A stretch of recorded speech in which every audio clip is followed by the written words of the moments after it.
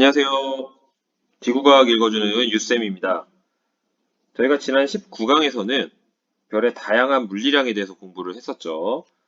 스펙트럼과 분광형에 대해서도 배웠고요. 그리고 별의 밝기나 등급, 그리고 크기에 대해서도 우리가 여러모로 공부를 했었습니다.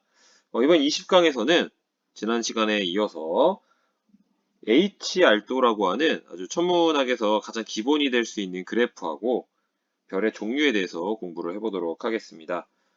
별의 종류는 사실 어떻게 해서 구분을 하느냐에 따라서 다양하게 이야기를 할 수가 있어요.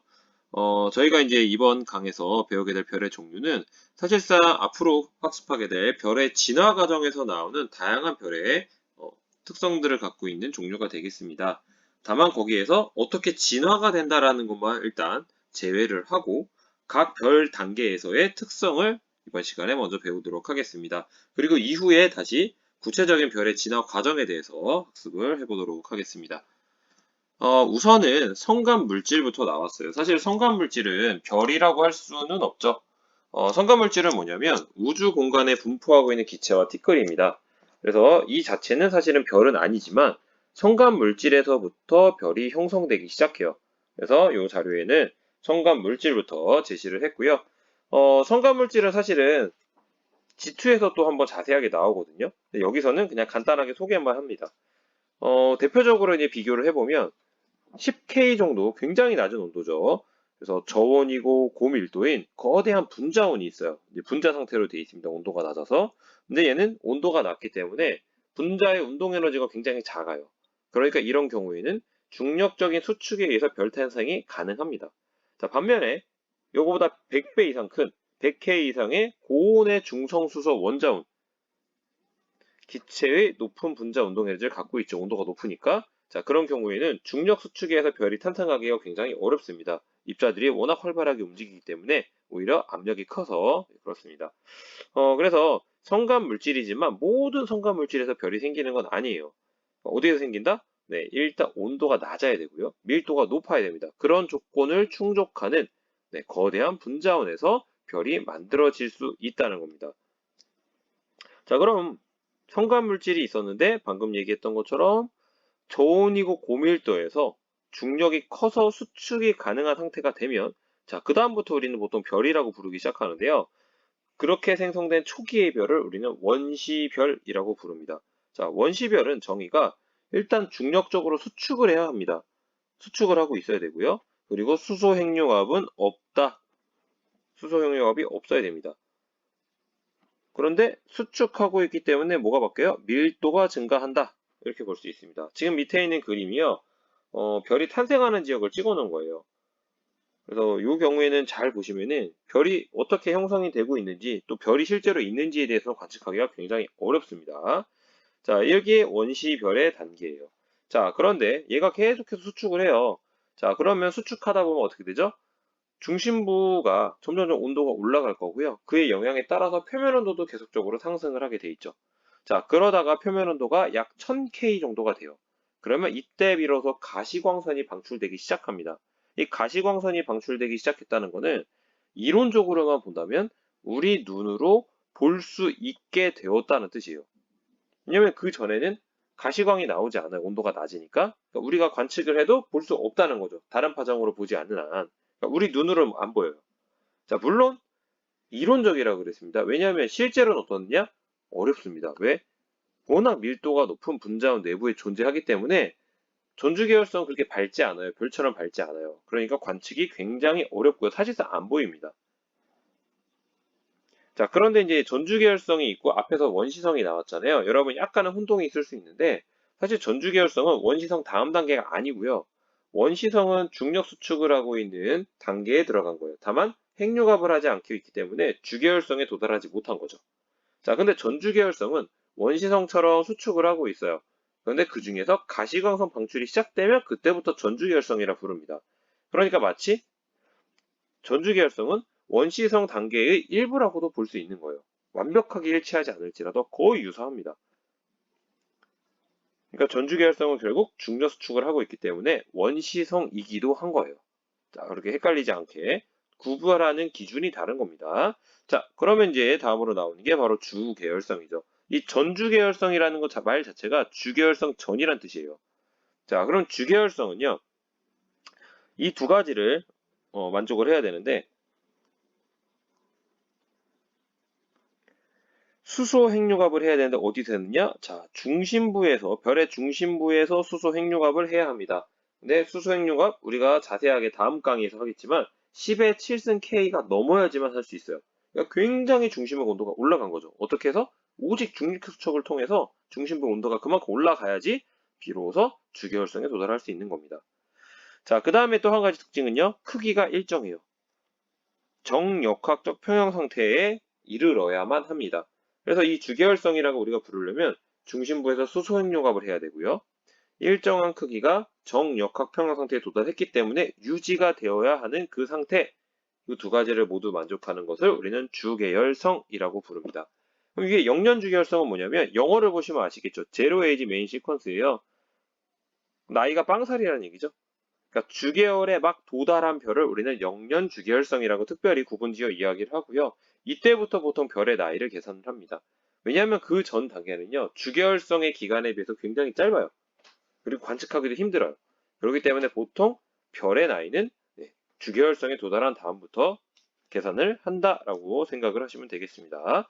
자, 그 다음에 나오는 게 바로 거성입니다. 자, 거성은 종류가 크게 적색 거성과 초거성이 있어요. 물론 이 적색 거성은 청색 거성도 있습니다. 그렇기 때문에 거성 혹은 초거성 이렇게라도 얘기할 수가 있겠습니다. 그러면 얘네들은 뭐냐? 자, 일단 질량이 비교적 작은 주계열성의 헬륨액이 수축하여 뭐 이렇게 돼 있죠. 자, 근데 이 질량이 비교적 작다는 거는요. 이 초고성에 써 있는 말과 상대적인 개념이에요. 그러니까 상대적으로 초고성이 되어가는 별에 비해서 적색 거성으로 가는 별들은 조금 더 질량이 작은 편이다 라고 이야기할 수 있다는 겁니다. 그리고 중요한 말은 뭐냐? 핵이 수축해요. 핵이 수척해요. 그리고 수소 각 연소. 이 각이 한자인데 껍질을 얘기하는 거예요. 근데 이제 이게 별의 표면을 얘기하는 게 아니고요. 수소 중심부에서 핵융합 반응 발생한다고 주계열성의 정의에서 얘기했죠. 그 중심부 주변을 얘기하는 겁니다. 이게 수소 각 연소예요. 그래서 거성은 핵이 수축했다.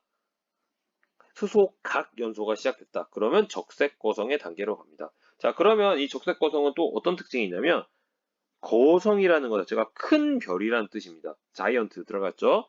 그래서 커졌으니까 당연히 반지름이 커졌어요. 그러니까 우리가 배운 대로 광도는 어떻게 구하죠? 4파이 제곱 시그마 t 4승이죠. 반지름이 엄청나게 커지기 때문에 광도도 커집니다. 근데 표면 온도는 줄어들어요. 왜? 이게 별이 다른 데서 물질이 유입해서 커지는 게 아니고요. 그냥 팽창을 하거든요. 그러니까 표면의 온도는 너무 빠르게 증가하니까 표면 온도는 상대적으로 중심으로부터 너무 거리가 머니까 표면 온도는 줄어듭니다. 그래서 이게 적색으로 보이는 거예요. 온도가 낮기 때문에. 자, 그 다음에 초고성은 아까 얘기한 것처럼 상대적으로 질량이 좀 더 큰 애들이 크기가 매우 커진 별이고요. 적색 거성보다도 반지름과 광도가 훨씬 큽니다. 여기 보시면 태양과 시리우스는 굉장히 작죠. 왼쪽에 있는 그림 보세요. 얘네들은 주계열성이에요. 자, 그런데 이제 보시면 카펠라하고 아크투루스가 훨씬 큰데 이 아크투루스가 바로 거성입니다. 오른쪽 그림 보시면 아크투루스가 굉장히 작죠? 근데 상대적으로 안타레스랑 베텔게우스가 굉장히 크잖아요. 얘네가 바로 초거성입니다. 그래서 거성은 대부분이 적색이지만 여기 보시는 카펠라처럼 청색으로 된 애들도 있을 수 있고요. 그 다음에 이제 적색 거성과 초고성을 비교할 때 질량이 상대적으로 조금 큰 별들이 초고성이 된다라고 흔하게 말은 할 수 있으나 절대적이지 않습니다. 왜냐하면 반드시 거성이 초고성보다 질량이 작은 별에서만 진화했다고 말할 수 없어요. 왜냐하면 우리가 이제 앞으로 배우겠지만 간단하게 소개해드리면 주계열성을 벗어난 다음부터는요. 실제로 별의 질량은 뭐에서 결정이 되냐면 기본적으로 별의 질량이 큰 애들은 원래 크긴 하지만 거기서부터 물질이 빠져나가기 시작해요.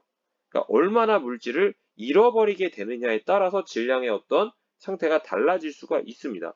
그래서 무조건 무겁다고 다초소거성, 상대적으로 조금 질량이 작았다고 적색거성이다라고 절대적으로 말할 수는 없어요. 이건 전반적인 경향을 얘기하는 겁니다. 자, 그러면 이제 이 단계를 지나게 되면요. 죽음의 단계에 이르게 되는데 이때 나오는 별의 종류는 이렇게 다양해요. 일단 행성상 성우는 뭐냐면 거성의 외곽층, 여기서부터 물질 빠져나간다고 아까 얘기했죠? 그래서 외곽층이 팽창을 하는데 이게 팽창했다 수축에 따라 반복합니다. 그러다 보면은 외곽층까지는 중력적으로 구속을 하지 못하게 돼요. 그래서 얘가 빠져나가기 시작하고요. 결국에는 중심부에 뭐가 남냐면은 그 별의 핵 부분만 남게 되는 거죠. 그래서 핵 부분이 남은 게 바로 백색 외성이고요. 팽창해서 가스 형태로 점점점 퍼져나가게 되는 게 행성상 성운입니다. 이름이 왜 행성상 성운이냐면 처음에 이거를 관측했던 사람들이 이거를 별이라고 생각을 못했어요. 행성이라고 생각을 한 거죠. 그래서 행성과 닮았다고 이런 의미로 행성상 성운이라고 붙였습니다. 네, 행성과는 전혀 무관하다. 자, 그 다음에 이제 초신성은 뭐냐면 초거성의 중심핵이라고 되어 있는데 쉽게 얘기하면 질량이 굉장히 컸던 별입니다. 근데 이게 중력 붕괴가 발생하면서 외곽층이 폭발을 해요. 그래서 굉장히 밝아져요. 이거를 우리는 초신성이라고 부릅니다. 슈퍼노바. 자, 근데 이 초신성이 폭발하게 되면요. 뭐 타입이 사실은 여러 가지인데 그 중에서는 중심 핵이 남는 경우가 있어요. 중심 핵이 남으면요. 그 외곽층들은 다 폭발해서 날아가 버리고요. 중심 핵의 남은 질량에 따라서 어떤 건 중성자별이 되고요. 어떤 거는 블랙홀이 됩니다. 그래서 중성자는 네, 앞으로 배우게 되겠죠. 그다음에 블랙홀은 또 앞으로 배우게 되겠지만 특징만 간단하게 보면요. 중성자별은 다 중성자로 되어 있고요. 블랙홀은요. 중력 수축이 너무 강해서 빛이 탈출할 수 없어요. 그러니까 만약에 블랙홀로 들어가면 어떻게 된다? 빛보다 빠른 속도로 움직여야지만 빠져나올 수 있다라고 이론적으로 말할 수 있는데 현재로서는 빛보다 빠른 게 없기 때문에 못 나온다라고 볼 수 있겠습니다. 그래서 질량은 무한대, 부피는 빵이다. 이렇게 우리가 얘기할 수 있죠. 자, 앞에서 얘기한 것들을 사진으로 잠깐 보시면 행성상 성운은 이렇게 생겼어요. 그래서 뭔가 이렇게 퍼져나가는 물질들이 이렇게 뭔가 멋있을까요? 네. 뭔가 좀 특징 있는 모양을 갖고 있죠? 이런 게 행성상 성운이에요. 그리고 행성상 성운이 있으면요. 중심부 어딘가쯤에 이렇게 하얀색으로 되어 있는 부분들이 보일 거예요. 이거 중에 하나가 바로 백색 외성이에요. 남은 핵입니다. 자, 초신성은 지금 이게 초신성 폭발해서 물질이 급격하게 빠른 속도로 퍼져나가는 걸 찍은 거고요. 여기는 블랙홀인데 이 블랙홀은 사실은 제대로 찍을 수가 없어요. 빛이 안 나오기 때문에. 그래서 블랙홀을 측정하는 방법은 뭐 중력적으로 렌즈 현상 혹은 뭐 다른 어떤 간접적인 방법을 통해서 블랙홀을 측정을 하고 사진을 찍습니다. 참고하시기 바라고요. 자, 그러면 이제 별의 종류에 대해서는 간단하게 소개를 했는데 우리가 별의 종류 그리고 나가서는 나중에 별의 진화를 얘기하기 위해서 꼭 나오는 그래프가 있어요. 이름하여 HR도입니다. 이 HR도는 헤르츠 수프룽 러셀 다이어그램이라 그래서 이 그래프죠. 이 그래프를 만든 사람의 이름을 따고 있어요. 이 두 사람은 서로 잘 모르는 사람이고요. 사실은 각각의 서로 다른 위치에서 거의 동시대에 이거를 똑같이 발표를 했기 때문에 나중에 학자들이 두 사람의 이름을 모두 넣어줬습니다.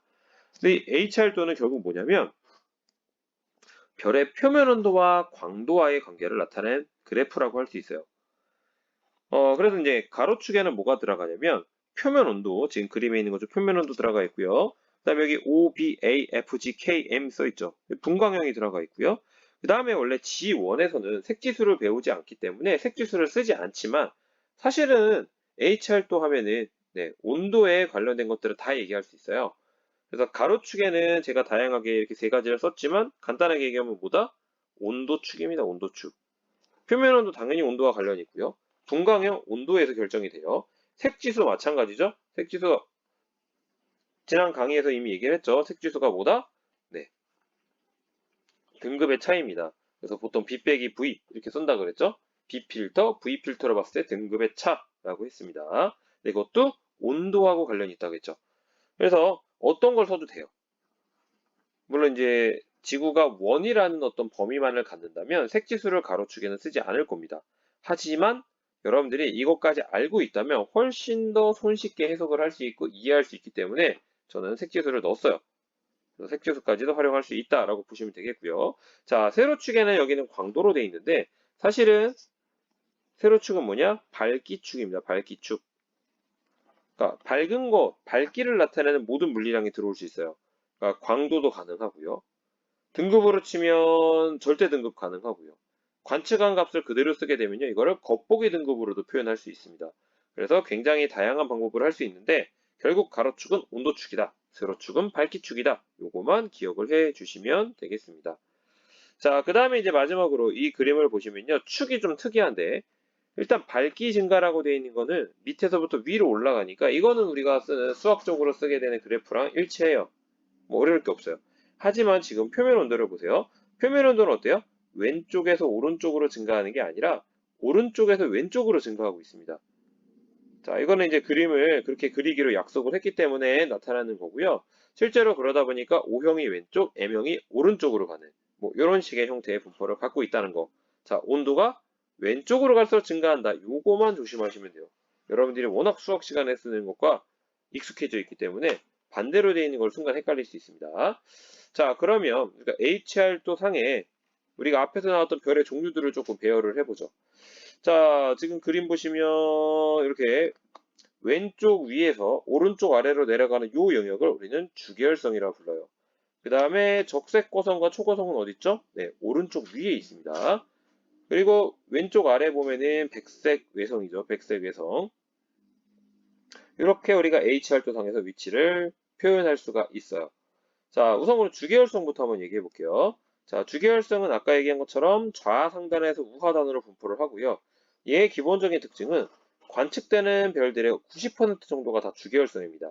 이유는 주계열성에서 별의 일생 가운데 가장 오래 머물러요.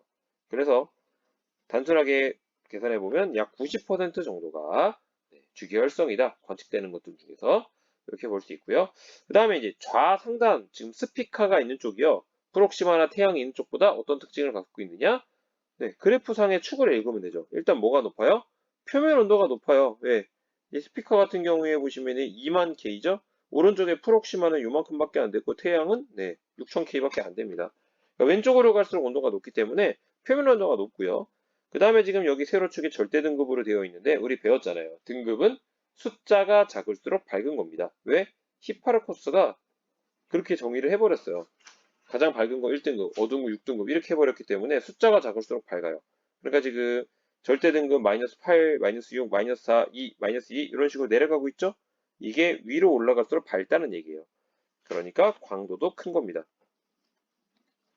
자, 그 다음에 이제 질량은 어떻게 할 수 있냐면은 우리가 진화 과정을 조금 배워야 되는데 질량이 무거운 별일수록 주계열성에 도착했을 때 왼쪽 위로 올라갑니다. 그래서 그걸 통해서 우리가 확인할 수 있을 뿐더러 그 다음에 질량은 큰 성운이 결국에는 주계열성이 되면요 훨씬 더 밝습니다. 그래서 그런 것들을 생각해 보면 왼쪽 위로 갈수록 질량이 크다. 자, 그 다음에 반지름은요. 실제로 여기 주계열성에 해당되는 별들은요 별의 밀도가 거의 유사합니다. 뭐 물론 세부적으로는 좀 차이가 나요. 하지만 왜 유사하냐면 각 주계열성을 구성하고 있는 별들의 대다수는요 각 물질이 거의 다가 수소 아니면 헬륨이에요. 물론 거기에서 플러스 다른 것들로 들어가죠. 하지만 전체적인 별의 어떤 부피에 비해서는 굉장히 작은 영역을 차지하고 있기 때문에 거의 대부분이 수소와 헬륨이라서 밀도 차이가 별로 나지 않습니다. 자, 밀도 차이가 별로 안 난다는 건 그건 뭐예요? 질량이 큰 애가 반지름이 클 수밖에 없는 거죠. 자, 그래서 이런 특징들을 갖고 있다. 그 다음에 이제 자상단으로 갈수록 수명이 짧아요. 이 수명이 왜 짧은지는 다음 강의에서 한번 자세하게 이야기하도록 하겠습니다. 자, 그 다음에 나오는 거는 이제 거성입니다. 오른쪽 위에 있죠? 우상단에 있어요. 그러니까 특징이 뭐다? 표면 온도가 낮다. 그 다음에 표면 온도가 낮으니까 주로 붉은색으로 보인다. 상대적으로 거성 중에서 표면 온도가 조금 덜 낮은 애들이 청색 거성으로 보이기도 합니다. 자, 그 다음에 이제 반지름 광도가 매우 크다. 자, 반지름 광도 왜 매우 커요? 일단 광도는 보시면 세로축에서 굉장히 위쪽에 있죠? 그러니까 광도가 매우 크다는 걸 알 수 있어요. 자, 근데 이 퍽대를 해서 팽창을 했기 때문에 표면 온도가 낮죠. 자, L은 R제곱에 T 4승이 비례하는데 반지름은 굉장히 크단 말이에요. 커졌으니까 표면 온도는 굉장히 낮아요. 광도는 커졌어요. 자, 지금 이런 상황이란 얘기입니다. 광도는 커졌다. 반지름은 엄청 커졌다. 표면 온도는 낮아졌다. 그러니까 표면 온도가 4승이잖아요. 그럼에도 불구하고 제곱자리가 증가했는데 광도가 커진다는 거는 그만큼 엄청난 속도로 커진다는 얘기입니다. 엄청난 크기로. 온도가 줄어드는 것보다 훨씬 더 크게 상승을 하고 있다라는 거예요. 자, 거성은 그 특징, 표면 온도 낮다. 그래서 붉은색으로 보이고 반지름과 광도가 매우 크다. 그러니까 광도가 큰 이유는 반지름이 너무 커졌기 때문에 클 수 있다.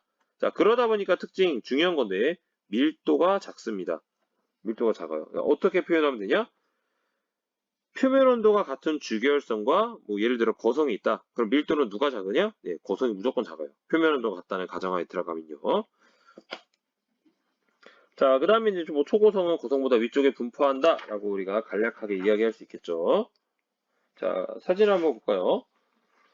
사진을 보면 이렇게 돼 있어요. 오리온 자리의 초고성 베텔게우스, 그 다음에 황소 자리의 고성 알데바란도 보이고요. 그 다음에 크기 비교, 앞에서 했던 거기 때문에 여기서 넘어가도록 하겠습니다. 자, 그 다음에 나오는 거는 네, 바로 백색외성이 되겠어요. 자, 백색외성은 좌측 하단에 분포를 하고 있고요. 이 좌측 하단에 분포하다 보니까 어때요? 얘는 표면 온도가 굉장히 높은 쪽에 있습니다. 표면 온도 높다. 자, 그러다 보니까 얘는 색깔을 흰색으로 주로 보여요. 대략 흰색. 근데 이제 보시면 표면 온도가 굉장히 큰데 광도가 굉장히 낮죠. 이유는 반지름이 굉장히 작으니까. 자, 아까도 소개했지만 백색외성은 뭐라고요? 행성상 성운이 형성되면서 고성에서 물질이 빠져나간 게 행성상 성운이면 남아있는 핵이 백색외성이기 때문에 굉장히 크기가 작습니다. 그래서 표면 온도가 높아도 광도는 작아요. 물론 이 표면 온도가 높은 것도요. 나중에 진화해서 보시면 알겠지만 초기에는 높지만 더 이상 열원이 없기 때문에 시간에 따라 점점 식어버립니다. 그래서 뭐 일반적인 표현이라고 볼 수 있겠어요. 시리우스 A와 시리우스 B 중에서 시리우스 B가 백색외성이죠. 이 백색외성은 재밌는 게 뭐냐면 크기가 굉장히 작죠. 핵이니까. 시리우스 B는요, 지구랑 크기가 비슷해요. 자, 지구랑 크기가 비슷한데 질량이 어느 정도냐면은 태양 질량만 합니다. 그러니까 밀도가 어마어마한 거죠. 근데 이제 얘는 워낙 크기가 작기 때문에 광도가 작아서 잘 안 보여요. 자, 그 다음에 이제 광도 효과라는 게 나왔어요. 이게 뭐냐면 우리가 분광형을 통해서 별을 구분하기 시작했다고 했죠. 자, 근데 뭘 발견했냐? 1897년에 같은 색온도의 별도 스펙트럼 선의 폭이 다름을 발견했다. 쉽게 얘기하면 분광형이 같은데 스펙트럼 선의 폭이 다르다는 거 볼 수 있었어요. 자, 이 그림을 보시면 전부 다 A0형이죠. 분광형이. 그런데 스펙트럼 선폭을 보시면 어때요? 아래쪽에 있는 것일수록 선폭이 더 넓다는 걸 우리가 알 수 있죠. 그래서 일단은 1897년에는 다르다는 것만 발견을 했어요. 근데 헤르츠 스프링이 뭐까지 발견했냐? 선폭이 좁은 애가 더 밝더라라는 걸 알게 된 거예요. 그러니까 여기에서 선폭이 더 좁은 게 위쪽에 있는 거죠. 그 위쪽에 있는 게 실제로 광도는 아래쪽에 있는 것보다 더 밝다라는 거죠. 그럼 우리가 이걸 가지고 어떻게 할 수 있어요? 결국 광도는 R제곱의 T4승이잖아요. 근데 지금 분광형이 같단 말이죠. 분광형이 같다는 건 어차피 온도는 다 같다는 거예요. 그럼 결국 밝다는 건 뭐죠? 크기가 크다는 겁니다. 크기가 크다. 그죠? 자, 그래서 이런 식으로 선폭이 좁은 것일수록 광도가 높다는 사실을 알게 됐는데 이거를 우리는 광도 효과 혹은 압력 효과라고 부를 거예요. 자, 그래서 이런 식으로 같은 파장의 선이 있지만 블루자이언트하고 백색외성, 즉 거성과 백색외성에서의 선폭은 전혀 다르다. 누가 더 크다? 백색외성이 더 크다. 백색외성이 왜 더 크다고요? 얘가 밀도가 더 크기 때문에 그렇습니다.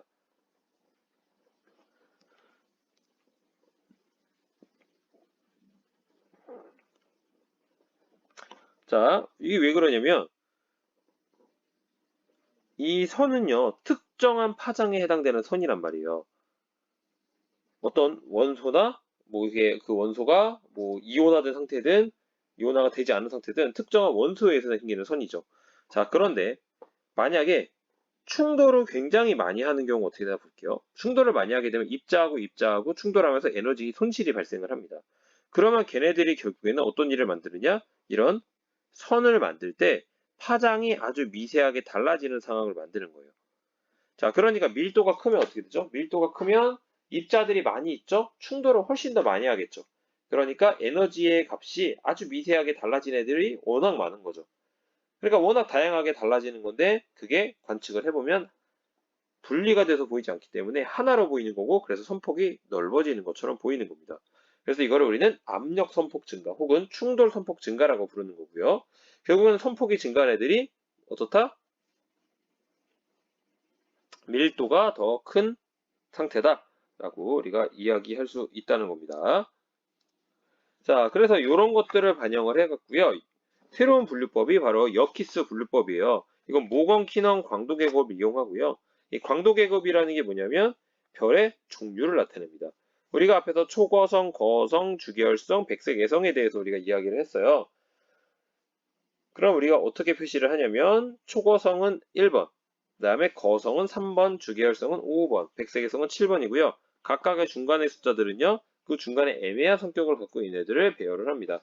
하지만 고등학교 때는 보통 홀수 정도로만 기억을 하셔도 충분해요. 그 중간에 애매한 애들을 거의 쓰지 않기 때문에 뭐 절대적으로 필요 없다는 아니지만 보통 1357이 훨씬 더 중요하게 여러분들한테 다가갈 겁니다. 그래서 이렇게 알아두시고 각 강도 계급에 대한 어떤 예시 별들은 뭐 꼭 알아야 될 필요는 없으니까 참고만 하시기 바라고요. 그래서 여기 예시를 보시면 이렇게 표시하는 거죠, 이제. 자, G2, A0 이게 뭐예요? 분광형이죠, 분광형. 기본적인 어떤 분광형에다가 뭘 표시하느냐, 이제 광도 계급까지 같이 넣어줍니다. 그래서 이런 식으로 다 주계열성이죠. 자, 북극성, 뭐 베텔기우스 얘네들은 다 초고성이라는 거. 이 표시만 보면 알 수 있겠죠? 네. 이렇게 해서 우리가 구분을 해서 이야기할 수 있다는 겁니다. 그래서 우리는 이제 계급을 분류를 할 때, 별을 분류를 할 때 이렇게 일반적인 분광형과 광도 계급을 같이 써서 표현을 한다. 이렇게 알아두시면 되겠습니다. 자, 그러면 만약에 이제 분광형이 같은데 1번과 3번이 있다. 그럼 누가 더 밀도가 크다? 예, 3번이 더 밀도가 크다고 볼 수 있겠죠? 초고성보다 일반적으로. 아니면 3번과 5번이 있다? 비교해보면 주계열성의 밀도가 더 크다. 이런 식으로 우리가 추정할 수 있다는 겁니다. 자, 오늘은 여기까지고요. 다음 시간에는 저희가 별의 에너지원과 별의 내부 구조에 대해서 좀 살펴볼게요. 그래야지 이제 별이 어떻게 진화하는지를 생각해 볼 수 있거든요. 그러고 그 후에 별의 진화를 공부해 보도록 하겠습니다. 네, 수고 많으셨습니다.